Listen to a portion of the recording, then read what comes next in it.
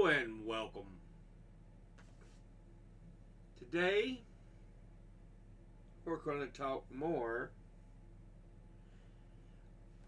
about a subject that's already been gone over and over and over. I've gone over and over, but there's some bullheaded people who don't want to listen to the facts. So I feel it's important enough to talk about again. Yeah. Israel and its genetic cleansing, genocide of Gaza. Period. This is not self-defense. Self-defense went away after like the first couple of days. So no, this is not fucking self-defense. This is genocide on the half of Israel. They're just notches below a fucking Holocaust that they themselves were put through, but it's like, oh, you all were put through a Holocaust, so, we'll back you with whatever you want to do. And so now they're notches below a Holocaust, and it's like, it's all good. They have a right to defend themselves, even though they're committing a full-on genocide. Seriously?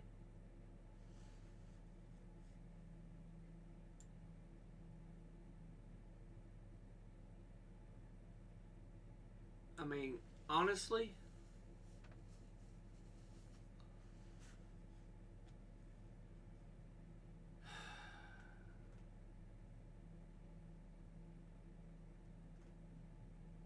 it's ridiculous.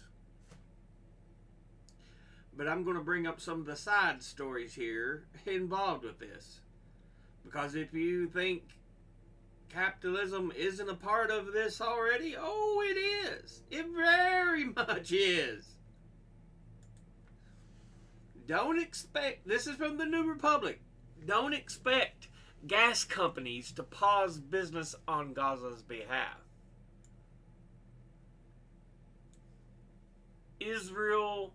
Israeli ministers has joked that new offshore drilling means new warships.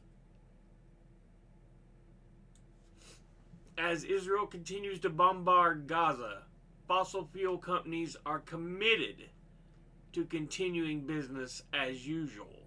Production at Israel's Tamar gas field resumed on Monday after Chevron, which operates the field as a part owner, received the go-ahead from the country's Minister of Energy. It has ordered production shut down in the aftermath of Hamas's October 7th incursion into southern Israel. The Tamar site sits about 12 miles off the coast of northern Gaza, where Israel's Minister of Energy has created a dire fuel shortage that has made aid work there virtually impossible amid a worsening humanitarian crisis. The UN Relief and Works Agency for Palestinian Refugees has reportedly run out of fuel to ferry supplies from the Rafah border crossing into the rest of Gaza. So, yeah. I don't care about all this. Shut up. Now, this, again, capitalism takes precedence. Gotta make that money, baby. And this is from Workers' World. Behind Israel's endgame for Gaza, theft of offshore gas reserves. In 1999, British Gas, or BG, discovered the existence of natural gas in the Gaza marine fields 20 nautical miles off the coast of Gaza at a depth of 375 miles. Further exploration by BG through 2 successive wells, Gaza Marine 1 and Gaza Marine 2, determined the field could contain up to 1 trillion cubic feet of natural gas.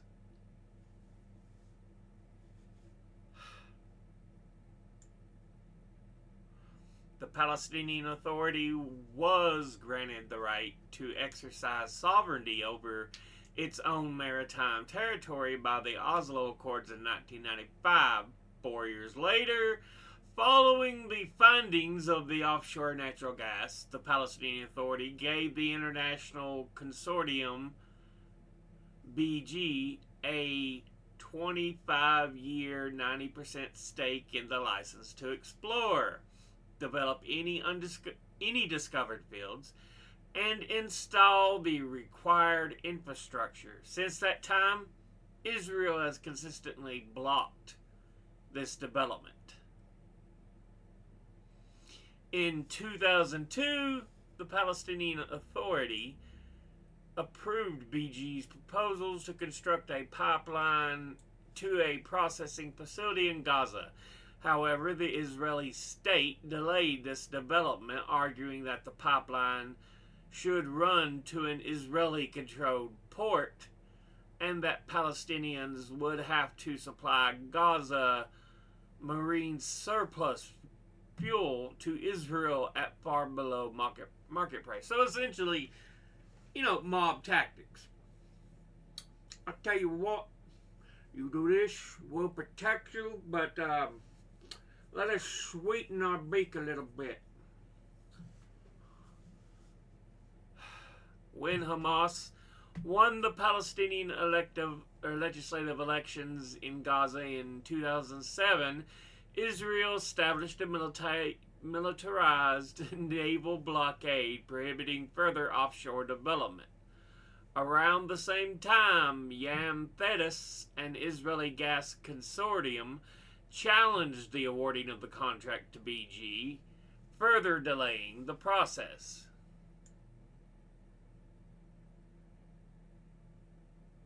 In December 2008, a total contravention of international laws, Israel declared sovereignty over the Gaza marine area, and BG closed its offices in Tel Aviv.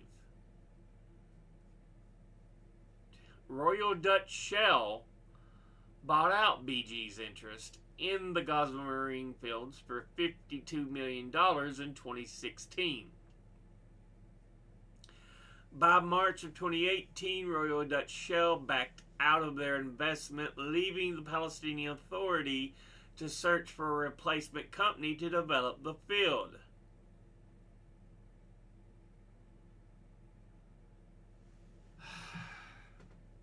So yeah,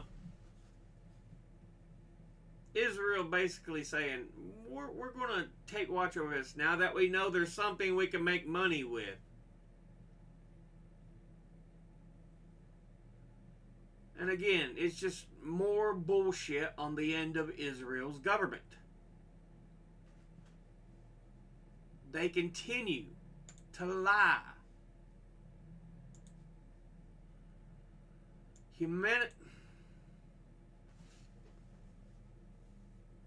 Don't allow.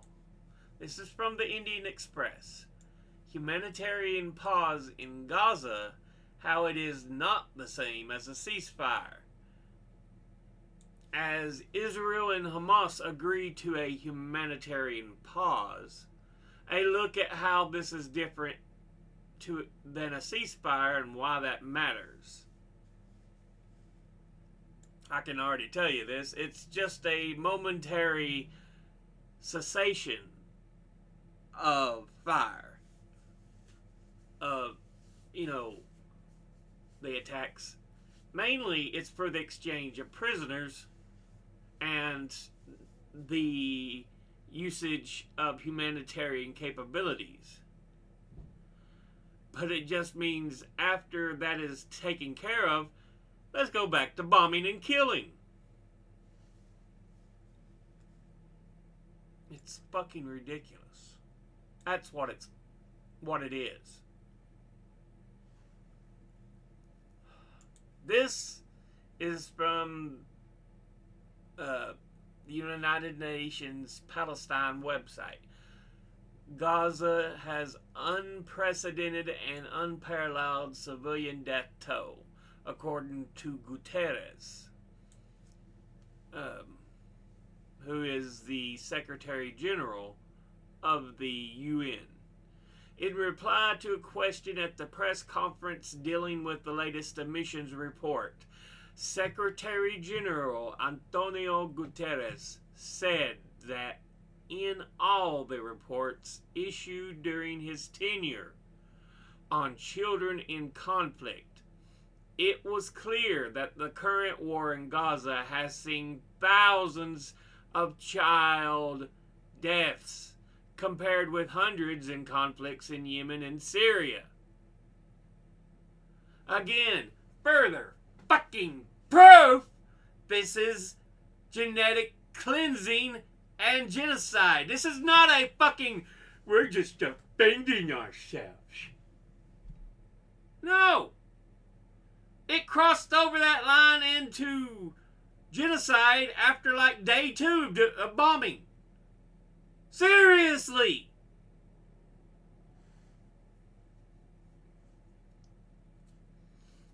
They had dropped more bombs on this tiny strip of land, Gaza, in 1 month than we had in the worst year of bombing we commenced with in Afghanistan. So, yeah, 12 times the U.S. at dropping its most bombs. And it's in a tiny area, too. Much smaller. Much, much smaller.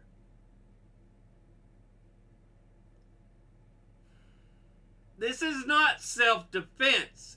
This is fucking genocide. Genetic cleansing.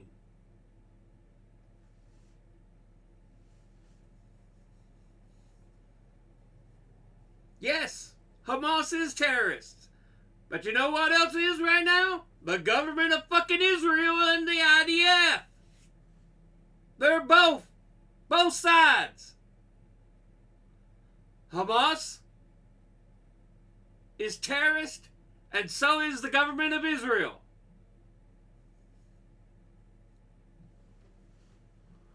Without entering into discussion the accuracy of the figures released by the health ministry in Gaza, which are regarded by UN agencies as reliable, he said that what is clear is that we have had in a few weeks, thousands of children killed. Latest reports from health authorities indicate that more than 13,000 civilians in total have died since the October 7th terror attacks by Hamas and the following Israel genocide.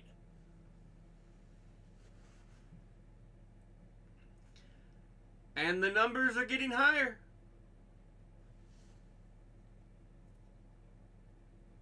And we know this is an ethnic cleansing. They have flattened North Gaza. They have purposely targeted hospitals, schools, shelters. Because this isn't about hunting down Hamas.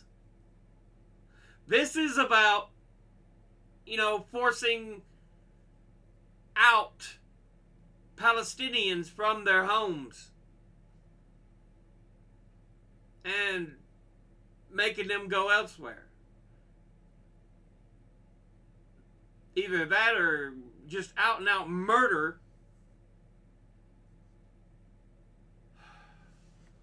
This is what matters. We are witnessing a killing of civilians that is unparalleled and unprecedented in any conflict since I have been Secretary General. Also addressing how the region can move forward once the fighting stops, the UN chief said that it was important to be able to transform this tragedy into an opportunity. For that to be possible, it is essential that after the war, we move in a determined, irreversible way to a two-state solution, he told correspondents. I disagree that we even need a goddamn two-state solution. We need the Palestinians freed, walls torn down, force both the fucking Israelis and Palestinians to work together as one government and have them guarded by international coalition of countries that say, yes, you must work to fucking together, whether you goddamn like it or not, you...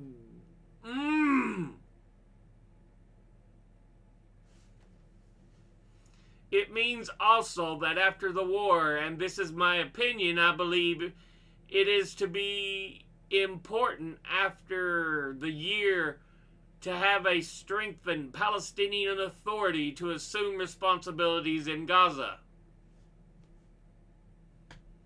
Again, no. I think both fucking groups of people should be forced into one goddamn country and forced to fucking live together as equals. If you don't like it, too bad. Because you clearly couldn't do this peacefully as two separate entities. No, fuck the goddamn two-party solution idea. They need to both be fucking forced to live together as one fucking country.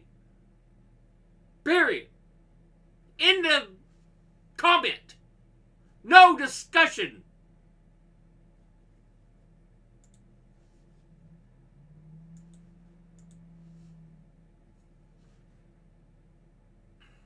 This is from The Guardian. Despite the truce, people in Gaza will keep dying. And this death toll must never be forgotten. So yeah.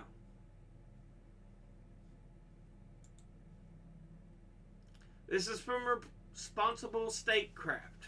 Majority of Americans support a ceasefire in Gaza. Not just a humanitarian pause. A ceasefire.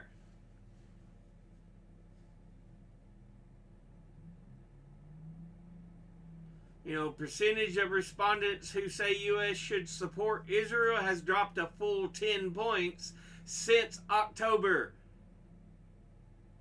The majority of people know what Israel's doing is not defense. Period.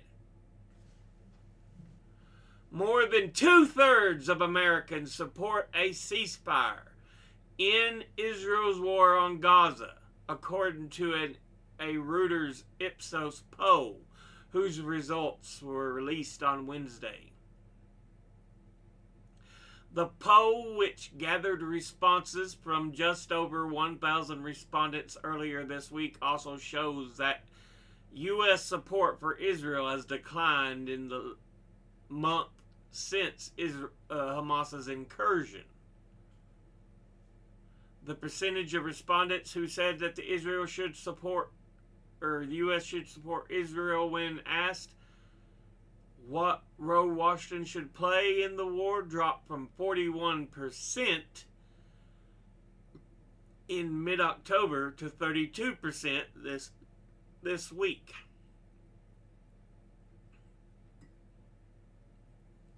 Meanwhile, respondents who said that the U.S. should support Palestine increased from 2% to 4%. Those who said it should play no role decreased from 21% to 15%. and those who urged Washington to be a neutral mediator jumped from 27% to 39%. I mean, clearly, I am not the only one who feels this shit should end. Israel is just being a hyper-aggressive monster right now, and the majority of Americans see this. They're like, yeah, this shit needs to stop.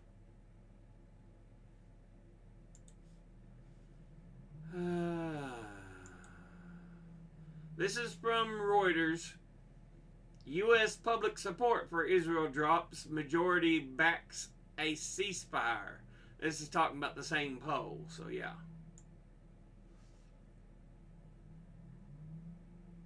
It's just ridiculous.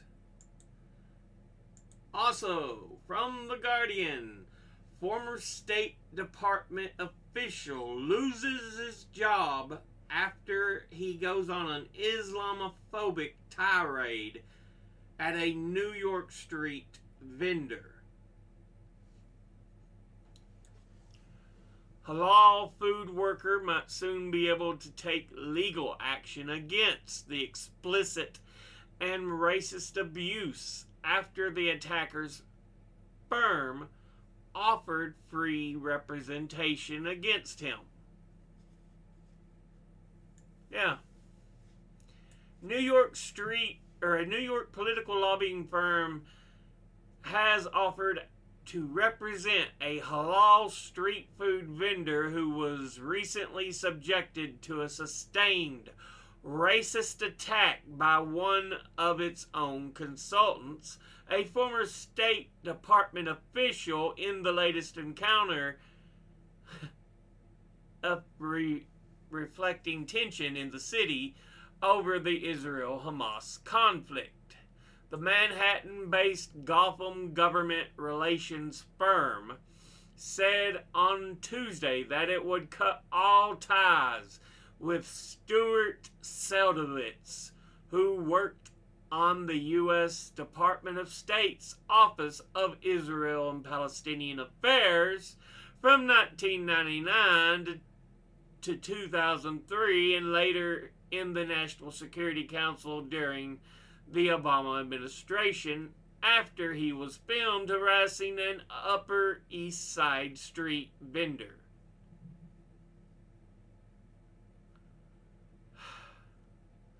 In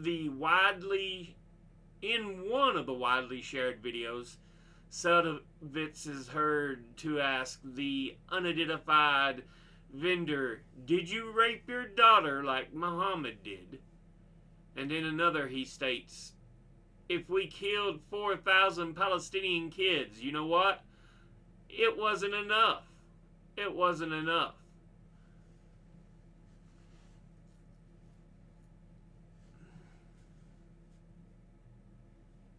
It's just disgusting. It really fucking is.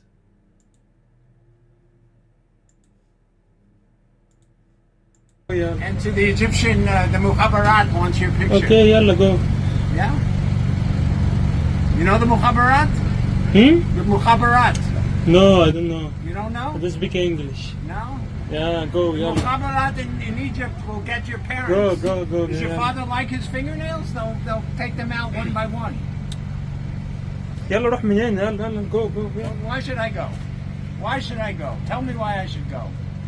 I'm standing here. I'm an American. I have free. It's a free country. It's not like Egypt.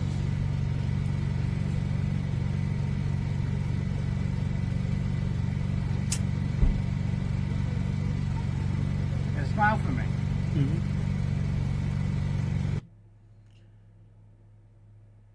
See, we've got assholes like this who think, "Oh, I'm being so smart and schmarmy."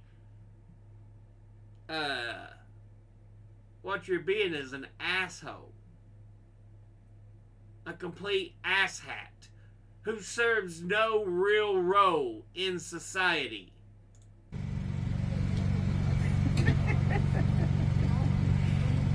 rape your daughter like Muhammad did? Hmm? Did you rape your daughter like Muhammad? I speak English. You only speak English? No English. No. You don't speak English. Yes. All right. Well, that just shows how ignorant you are. Because Muhammad was a rapist. It says in the Hadith, in your holy book. Who Muhammad? What? Who Muhammad? Muhammad, your prophet. You know who he is. My prophet? Yeah. He was a rapist. Not everybody follows fucking Islam, you sack of shit.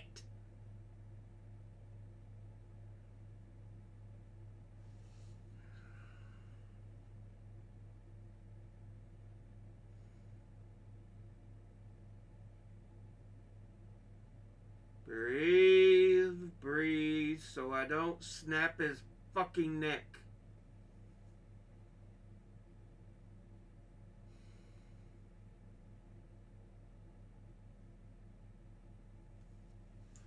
He raped Aisha.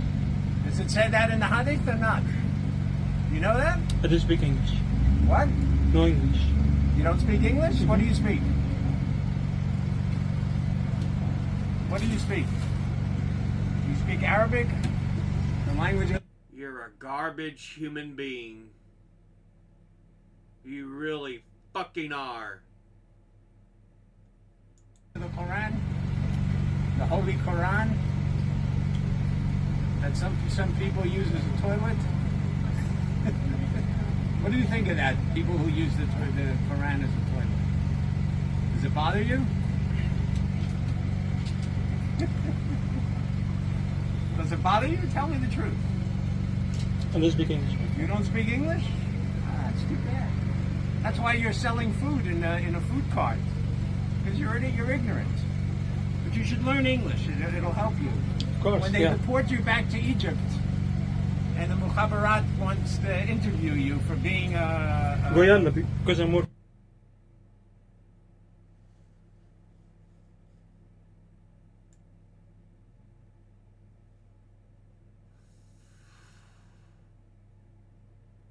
Yeah, this guy, the jackass there, is a complete and utter piece of garbage.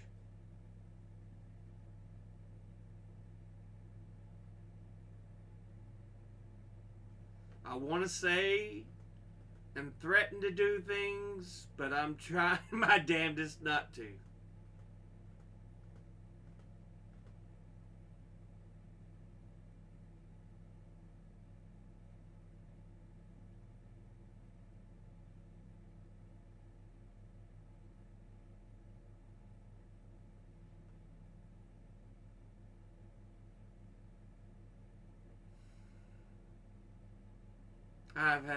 I have known too many racist sacks of shit like this fucker.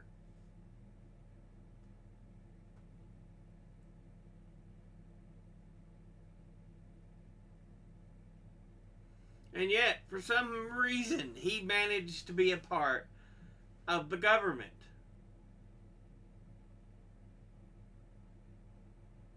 The guy needs to be permabanned. Period. He should not be allowed to work with or in the government. Honestly.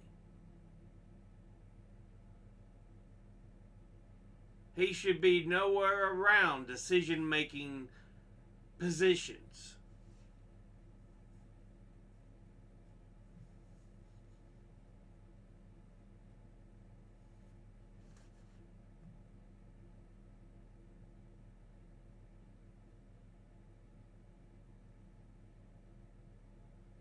Anyway.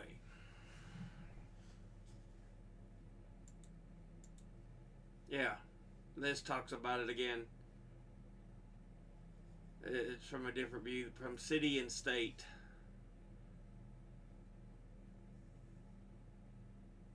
Gotham Government Relations, the firm he was connected to, cuts its ties with the official, former official, caught in the video harassing the halal cart vendor. By the way, I'll represent the food vendor pro bono if he wants to bring a lawsuit. Gotham Government Relations President David Schwartz said. Yeah.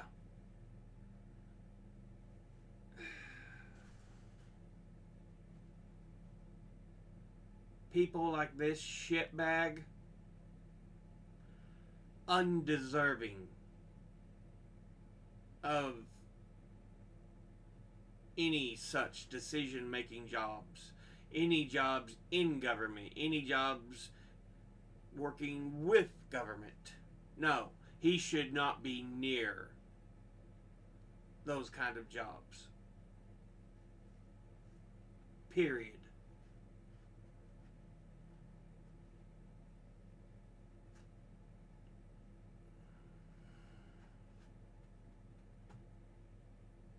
Because if all you know how to do is hurt people, then no, you're not worthy of being in such positions that allow you to take advantage of that. No, fuck no.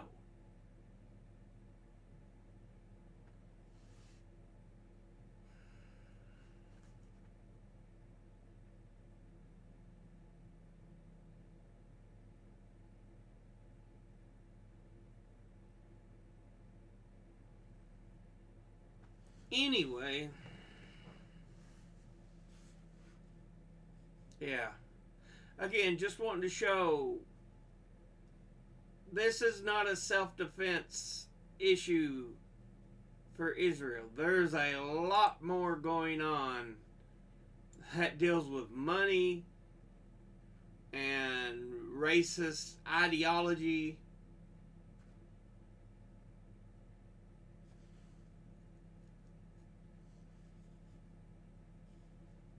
Unfortunately, some people just don't want to listen to it, or they just don't care.